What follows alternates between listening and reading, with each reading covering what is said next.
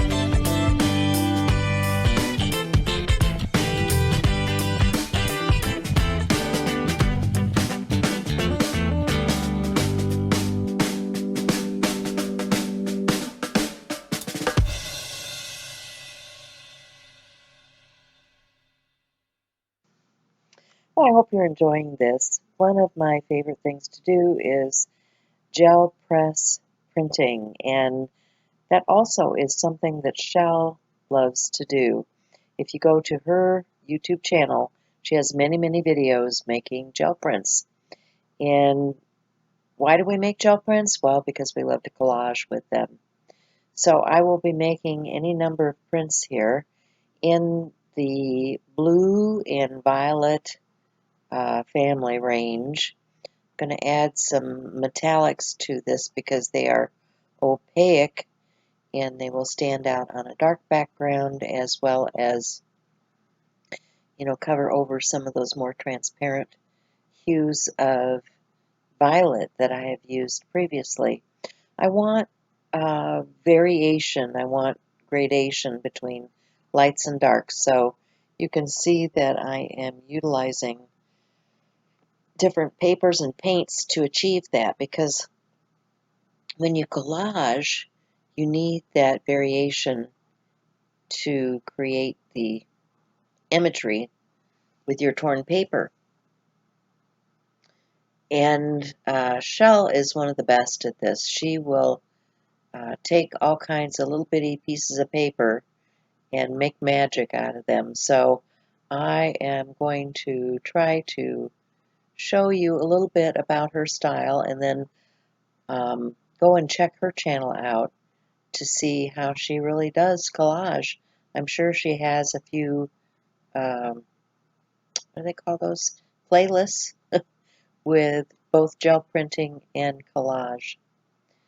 So here's some final shots of those prints that I made. I just, worked for several hours and created all kinds of painty paper. The next thing that I need to do is to work on a watercolor board to create a background.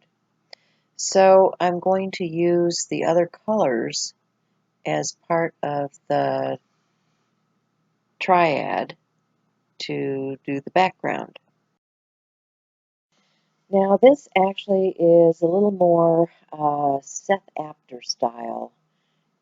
He likes to layer and layer and layer and get these grungy effects.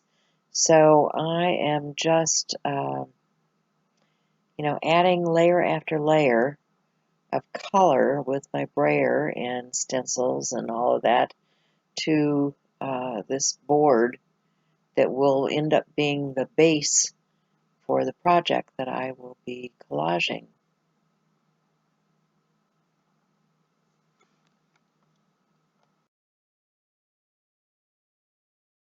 Because I'm still working off of that gel plate, I do end up with some more printed paper. It may not be used in this particular project, but I will be using it in the future.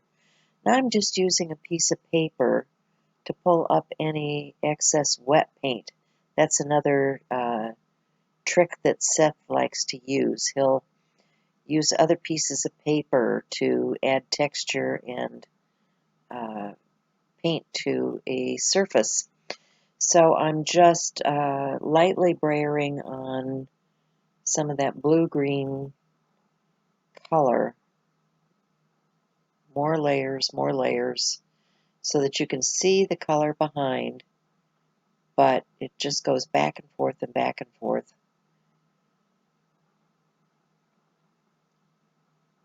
And now I'm going to do a little stenciling, bringing in that yellow-orange tone and that blue-green tone. That was a little darker than I wanted it to be, so I'm going to blend it out.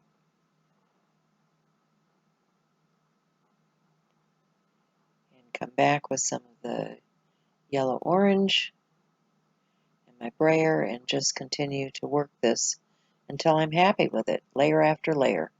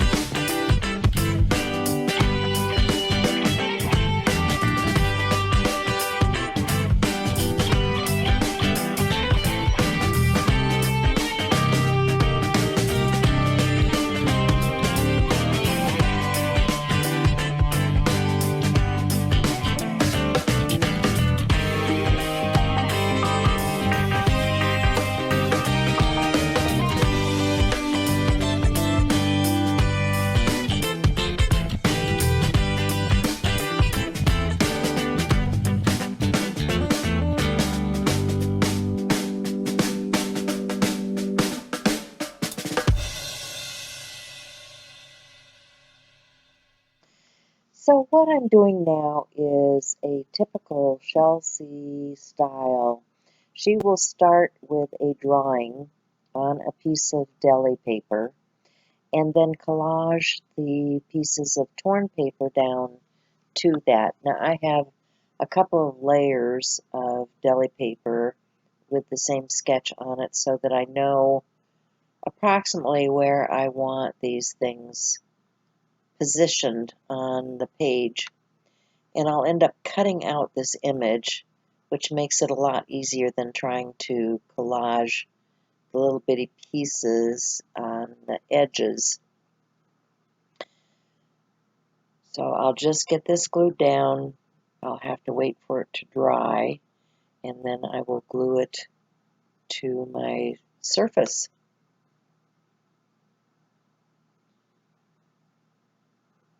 It's a really slick way of collaging, and I think it's one of the best ways that I have found. So be sure and check out Shel's videos where she's doing all kinds of animals in this fashion. So here's my surface, and I'm going to start gluing. I'm just double checking my colors, and I've sketched out where I want this image to go, gluing down the background collage pieces. And I will let this dry before I come back and do another layer over the top. I can use a X-Acto knife and cut that down. But now I'm starting to glue my next layer in place. What I want to do is give my kitty cat some dimensions, so I'm going to add whiskers and ears and, facial expressions just with torn paper, and using a Yoo-hoo glue stick to glue that down on top of the papers that are already there. You can see I'm using both darks and lights as I work through the process.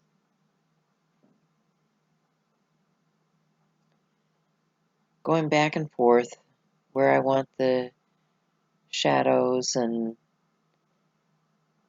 contour, that sort of thing, like on the nose, around the cheek, across the shoulder blade.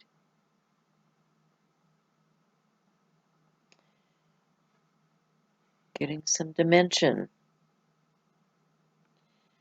I will finish up with some pen work and a bit more stenciling. What I want to do is kind of a quilted background, more of a calico cat and quilt.